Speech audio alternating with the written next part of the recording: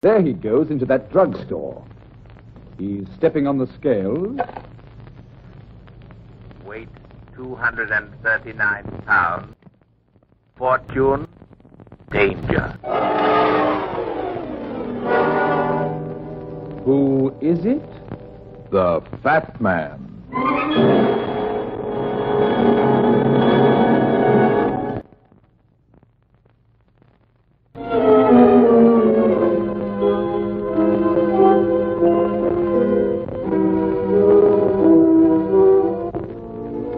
It's funny how easy it is to get the wrong idea about things. For instance, many people think that all private detectives are gay, witty guys who tear around with a martini in one hand and a gun in the other, making monkeys out of the regular police department. Of course, nothing is further from the truth, as any real detective can tell you. A private operative wouldn't get very far without the full cooperation and help of the regular police. And don't ever kid yourself there's no better friend in the world than a well-trained, rugged policeman, especially when you're closing in on a murderer.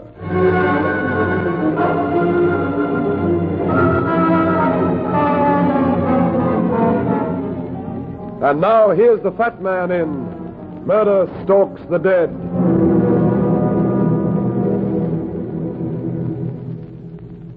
I never pass a graveyard without remembering the night that Jimmy Turner phoned me and insisted on coming up to my apartment, even though it was well past midnight. It was one of those wild, stormy nights in early fall when winter gets impatient with summer and starts banging on the door to get in. The wind moaned through the empty streets, hurling water against disdainful windows. I was propped up in bed reading, trying to ignore the storm when the phone call came. I'd known Jimmy in the Army. He was a nice guy, young, good-looking, and very much in love with a girl back home. His voice had sounded scared and excited over the phone. His clothes were soaking wet and his face was pale and drawn. He managed a weak grin. Hello, Brad. Long time no see. Too long. Glad to see you, Jimmy. Come in. Hope I didn't wake you, Brad. You didn't. See, I didn't have anyone else to turn to. You gotta help me. Sure. Sit down and tell me about it. Give me a drink first, will you? I need it. I just thought you'd had enough of the rain after that storm. Yeah. It is raining, isn't it? Uh-huh. What's the matter, Jimmy? Hearing burp guns on Fifth Avenue? I wish it were as simple as that. No, I'm not a psycho. At least I don't think I am. Maybe I am, though. Maybe that'd explain Here it. you are, Jimmy. Oh, thanks. Funny you're mentioning Bastogne a minute ago. That's when it all started. At least that's where I was when I got that first letter. What letter? Brad, you remember me talking about Pauline? Sure, you were going to marry her. How is she? I don't know. And we're not married yet. Something wrong with it, but I don't know what it is. That's why I'm here. I want you to find out what it is. You mean she's sick? No, she's not sick, but dazed and strange. First, I thought she was losing her mind. I tried to get her to go to a doctor, but she wouldn't listen to me. And that was before she started disappearing. Disappearing? Yeah. She began going away and staying 3 or 4 days. She wouldn't tell me where she'd gone or anything else. When she'd first come back, she'd be pale and shaky and frightened. I begged her to tell me what she'd been doing. She looked blank and said, I don't know what I've been doing. That's funny. What was that you mentioned something about a letter? Well, that's how I finally found out where she went. It was the first letter I had from her, overseas. Oh, I'd been gone about 6 weeks. The letter sounded all right except for one thing. What was that? She mentioned an uncle of hers, a doctor named Julian Arnold. I'd never heard of him before. But she talked of him as though he was out of this world, a genius, all that sort of thing. Her greatest ambition was to work with him. She never mentioned it again. I forgot about it until several weeks ago. Is that where she goes, to see this doctor? Yeah. Where does this Dr. Arnold live? I don't know. She wouldn't tell me. She wouldn't allow me to go there with her. Oh, tonight I was half crazy. I know she was leaving, so I followed her. Did she catch on? No. She went to an old house out in the country. It must be where this doctor lives. Oh, it's a gloomy old place. Isolated and lonely. Stands back from the road and a lot of trees. And not far away from this house, there's an old graveyard. That looks to me like it hasn't been used for years. Just the place for a lawn party. Yeah. What happened then? Well, I had to be careful. I saw a car drive in toward the house, so I stopped, got out, and walked the rest of the way. She'd gone into the house by the time I got up to the old cemetery. The storm had been coming up some time, and suddenly it broke. And all of a sudden, I heard a long, drawn-out scream. And did it come from the house? Well, I'm not sure. It didn't sound too far away, but I couldn't tell for sure. Oh, Brad, it was awful. I'll admit it scared me. I was about to run up to the house when it happened. What? The thing that makes me think maybe I am going crazy. What was it?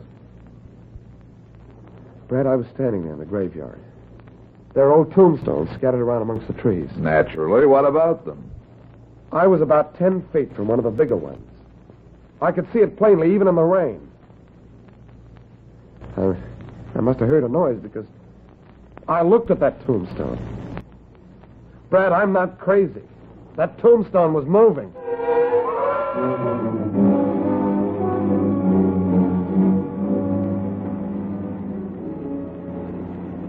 Oh, maybe I'm silly. Now, with the daylight and the storm gone, I can hardly believe what I saw last night. Oh, I don't know. Maybe I did dream. You didn't dream up that mud on your shoes. No. But you could be mistaken about the tombstone moving. No, Brad, I'm not mistaken. You're sure about the scream, too? Yeah, I'm positive. It might have been the wind, or... Oh, it might have been an animal. No, it wasn't the wind. And I don't think it was an animal. Well, we'll soon find out what's going on. Oh, that's Pauline's apartment house in the corner.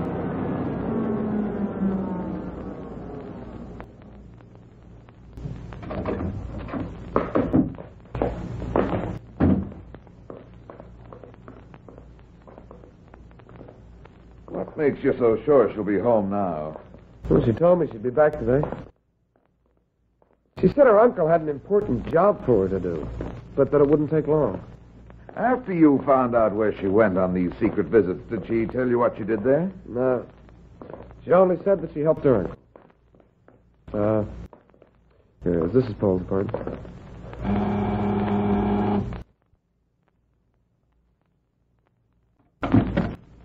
Who did you wish to see? Well, honey, what do you mean? It's me, Pauline, me, Jimmy. Jimmy? Jimmy? Why, sure, it's Jimmy. Hey, Pauline, what's the matter? What's the matter? Please. Quick, grab her. Here. Put her over on the couch. Pauline, what... Brad, what happened? What could it... She's fainted. Pale. She didn't know me. Get some water. Okay. Brad, don't you think we ought to call a doctor? Not yet. Go on. Baby, we'll just fix these pillows so they'll... Just slip this into my pocket. Who are you? I'm a friend of Jimmy's. But how did you... Did I let you in? Just a second ago. Don't you remember? Here's the water. Hey, Pauline, you all right? Hello, Jimmy. Honey, what's the matter with you? A minute ago, you didn't know me. Don't be so silly, Jimmy. Of course I did. But you didn't, honey. Hey, there's something wrong with you. You've got to tell me what it is. Look at you. You're as pale as a ghost. Okay, sweetheart. Oh, go away. Please let me alone. Pauline, don't you understand? Come on, Jimmy. But don't you see that she's... I said come on. But she's sick. She'll be okay. I want to talk to you outside. I'll call you tonight, Pauline. You needn't, Father. I won't be here tonight. Well, you're not going back to that place. Pipe down and get hold of yourself. But you saw her, Brad. You know something's wrong. And after last night, no wonder I'm half nuts. Something's wrong, all right. Plenty wrong. Walk down the hall with me. I want to show you something. What? I found this under the cushions on the couch. A knife. Uh-huh. And unless I miss my guess, this stuff all over the blade is dried blood.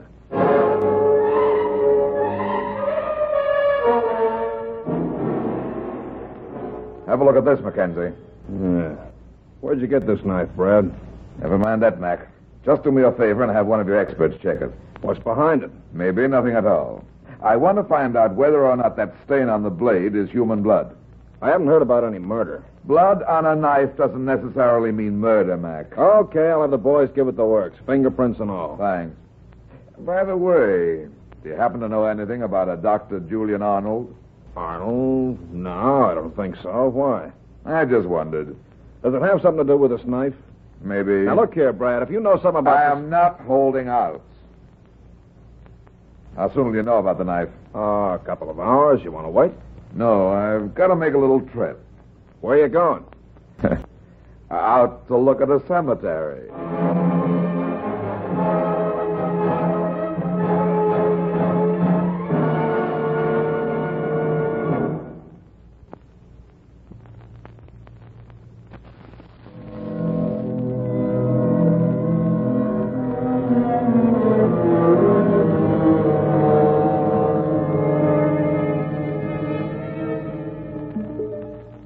Mid-afternoon when I found the house. It stood alone in a grove of tall trees, and the trees stood gazing mournfully at the house like relatives waiting for an old man to die. It looked empty and deserted. A thin spiral of smoke drifting up from one of the chimneys said it wasn't. The road curved behind a hill, and the house was hidden. I stopped the car and got out. Nobody was in sight. I stepped over a low stone wall and found myself in the ancient graveyard. There weren't many graves, 15 or 20 at the most. I bent over and looked at the inscription on the stone nearest me. It was just barely visible, and the date of death was 1803. I pushed against it with my foot. It hadn't moved since 1803. I looked round, trying to pick the one Jimmy had seen move, but it was useless. They all looked too much alike. I nudged two more, and nothing happened. My eyes drifted to the next one and stopped. A small square patch of grass and weeds near the center of the grave looked brown and dead. I knelt down and tugged gently at it. It came away easily in my hands, a small square piece of sod. Planking showed through the small bare spot. I put the sod back in place and pushed on the upright headstone. It tilted slightly to the left, and a crack appeared in the ground where one side of the grave should have been. I let it fall back in place. I got to my feet and turned round. A man was standing about 10 feet away, staring vacantly at me. He was a little man with a meek face, on the downhill side of 40. Standing there in the cold afternoon wind, he didn't look like he cared whether I pushed gravestones around or not. You're not Dr. Appleby. No. I thought you were, Dr. Appleby. When I saw you, I thought he'd come back. Who's Dr. Appleby? He's the nice one, but he went away. I don't know where he is, but he said he was coming back, and that's why when I saw Do you live in the big house up there? Yes. Is your name Arnold? Oh, no. My name is Crocker, Earl Crocker. Dr. Arnold is taking care of me. Dr. Appleby was helping him, but he went away. Are you the only patient Dr. Arnold has? Oh, no. He has others. They come and they go, and some stay quite a while. Others only stay a day or two. Have you been here long? Oh, yes. Been a long time. I really don't know how long. Why not? Oh, you don't understand. You see, sometimes I forget.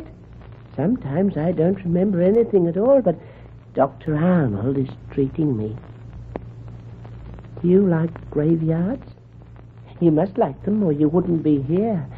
I like them, too. They're so quiet and so peaceful. Yeah. I come here whenever I can get away. And I sit here and think how peaceful and quiet it is down there in the ground. But Dr. Arnold doesn't like for me to come here. Why not? Because of the ghosts. But I'm not afraid. Ghosts? Oh, yes. Oh, I've seen them all right. I've seen them moving around here at night. And once I saw one in the house. What did it look like? He looked just like anybody else, only he was dead. Dead and still walking around. I saw him walking down the whole of the house, and I was standing right in front of him. He walked right past me. I spoke to him, but he didn't answer. His eyes just stared straight ahead. So you see, there are ghosts. Yeah. Mr. Crocker! Mr. Crocker! Oh, Dr. Arnold, he'll find me here. I've got to go. Mr. Crocker! Oh, wait a minute. He's seen you. Oh, yes, he has. Now he'll... What? Oh. What will he do? Nothing. Please, I shouldn't have talked to you. Don't say anything to him, will you? Listen, I want to try and help you. No, please, no, it's no... There you are, isn't it? No, I didn't mean any harm, Dr. Arnold. I thought he was Dr. Appleby come back. I came in here to speak to him, but it wasn't Dr. Appleby. So I see. I told you Dr. Appleby has gone away. He's not coming back, Mr. Crocker. But he told me... I said he's not coming back, Mr. Crocker. Now, I think you'd best go back to your room and lie down. You've worked yourself into a fine state. Yes, Doctor. I'll go right away. And I didn't mean any harm. Nice graveyard you've got here, Dr. Arnold. I don't particularly care to have strangers snooping around. What makes you think I was snooping? I don't see any car. Surely you didn't walk all the way out here? As a matter of fact, my car broke down a little way up the road. I was just on my way up to your place there to borrow your phone. Come, Mr. Runyon. A detective such as yourself should be able to produce a better story than that. Yeah, I'll try and do better next time. There won't be any next time, Mr. Runyon. Your niece, Pauline, told you. Of course. Pauline confides in me completely. Is she out here now? As a matter of fact, she is. Although I fail to see what concern it is of yours. Just what does the girl do out here, Arnold? Really, don't you think this is all rather ridiculous? Pauline's a full-grown woman, free to do as she likes. Nobody forces her to come here. I'm not so sure about that. Are you insinuating She that... has blank spells, Doctor. She doesn't remember anything. My niece is not too well. I'll say she isn't. Mr. Crocker has blank spells, too, Arnold. Mr. Crocker is a sick man. He's a patient of mine. My niece is not a patient. She is my assistant in my work. And what is that word? That's enough, Runyon. Get out. Okay, Arnold. But I still think your little graveyard is very interesting. Yes, Mr. Runyon. It is very interesting. Very interesting indeed.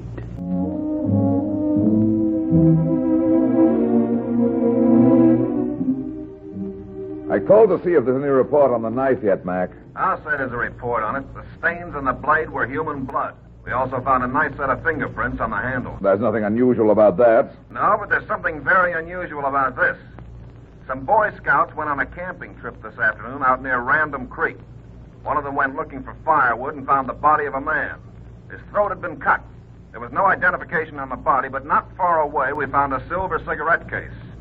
It had fingerprints all over it, and they matched the ones on the handle of this knife. But you don't know who the dead man is yet. Sure we do. There was a name engraved on the cigarette case.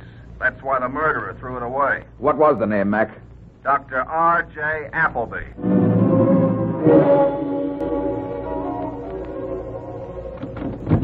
I'm looking for Jimmy Turner. He gave me this address.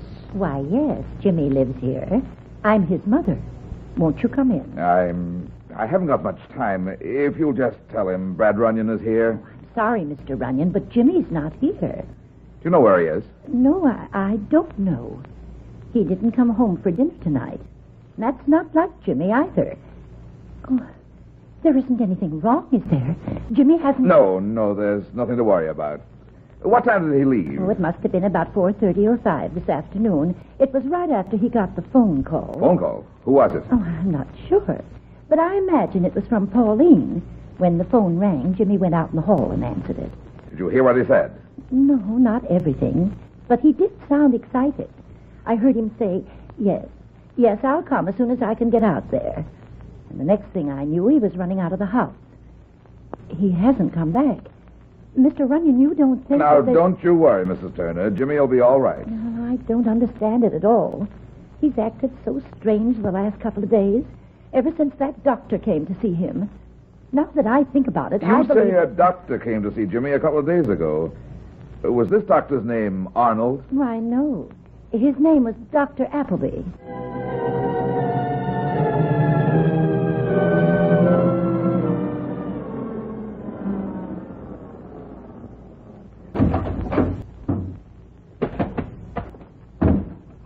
What did you find out about Appleby, Mac? The routine check showed he was single, middle-aged, had practiced for over 20 years, had a good reputation. Any tie-up with Arnold? Nothing recent. I found out that they had been partners 10 years ago. I did some checking tonight myself. Arnold was barred from practicing by the Medical Association 3 years ago. You mean he's practicing illegally? Looks like it. You've got a patient out here. Well, this is it, Mac. I want to take another look at the graveyard. I can see a light through the trees. Look over there. Yeah, that's the house. A couple of 100 yards up there. The graveyard is right over here. Careful, there's a stone wall here. Yeah, I see it. Keep your flashlight ready, but don't use it unless I tell you to. Okay. What are you looking for in here? I'll show you in just a... What's wrong? Listen. Yeah, where's it coming from? Over here, come on. It's so dark I can Here hardly... he is. Who? It's Jimmy Turner, the kid I was telling you about. Somebody's tied him up and stuck a gag in his mouth. Just a second, Jim. I'll have these off. Oh, thanks, Brad. Boy, am I glad to see you. What happened? I was home waiting for you like you told me to, and I got a phone call. It was Pauline. She sounded scared, awful scared. She said she was out here and would I please come quick because she was afraid. What was she afraid of? Well, she started to say and the phone went dead. I came out as fast as I could, but it was dark by the time I got here. I left my car up the road a little way and started for the house. All of a sudden, I saw a light moving around here in the graveyard. I came over to see what it was. I went out before I got here. I stepped over the stone wall and something smacked the back of my head. That's all I remember until a few minutes ago when I came to and heard you. Why didn't you tell me Dr. Appleby had been to see you? Oh, he knew I was in love with Pauline. He told me that if I loved her, I'd better get her away from Dr. Arnold, quick. He wouldn't say much more than that. He was scared, silly.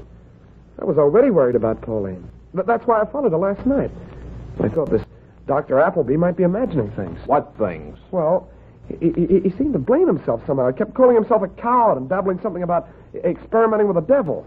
I thought maybe he was crazy until last night when He I wasn't insane. Somebody cut his throat after he talked to you. His body was found this afternoon near here. The knife I found in Pauline's apartment was the murder weapon. Hey, you don't think that Pauline... Oh, no, she couldn't. I she don't wouldn't. know, Jimmy. I want you to stay behind this tree, out of sight, and keep your eye on that tombstone over there. That's the one I Lieutenant saw. Mackenzie and I are going to have a little talk with Dr. Arnold.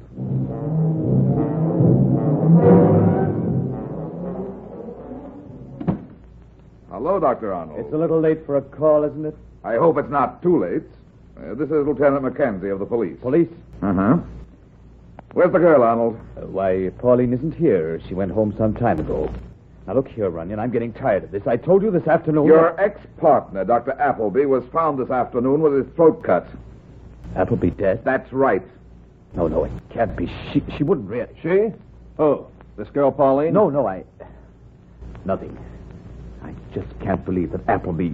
What about the girl, Arnold? It's no use trying to hide anything. Her prints were found on the murder knife. Yes, it's true. They did quarrel. She had a violent temper. She isn't well. Appleby left, and I thought... That must explain why she was so anxious to leave tonight. Did she say where she was going? Why, I thought she went home. I don't suppose you'd mind if we looked around here a little. Of course not. Not at all. We haven't got time for that, Mac. Come on, we're leaving. But, Brad, we can't... Come on. Brad, that guy might be lying. Of course he's lying.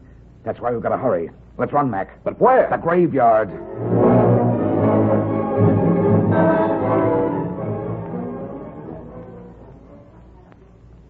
Quick, Jimmy. Give me a hand with this tombstone. But Pauline, is she all right? I don't know. Yeah, it's a trap door, all right. Yeah, and there are steps leading down. Yeah, but what does it all mean? Shine your light down here, Mac. Right. I think it means that Arnold and Appleby were mixed up in something shady, but Appleby's conscience made him pull out. So Arnold killed Appleby and tried to frame Pauline. I think we'll find that Arnold was causing those blank spells with some kind of drug. Pauline actually thinks she killed Appleby. And you think he's got the girl hidden down here? Yeah. There may be another entrance to this tunnel from the house. That's why we've got to hurry. Yeah.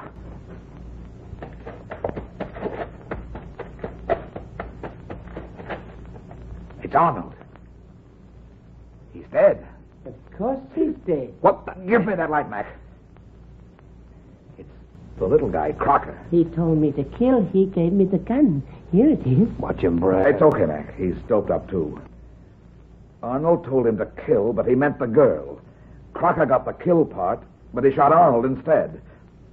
Come on, Mr. Crocker. Are we going down to the graveyard now? Not if I can help it. I've seen enough of graveyards to last me until the day I go in 1 feet first.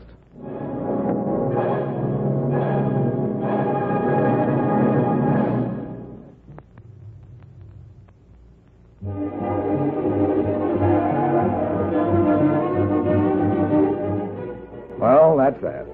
It seems I spend my time in getting into trouble and getting out of it. But at the same time, I generally manage to get some other people in and out of trouble, too. Be seeing you again. So long.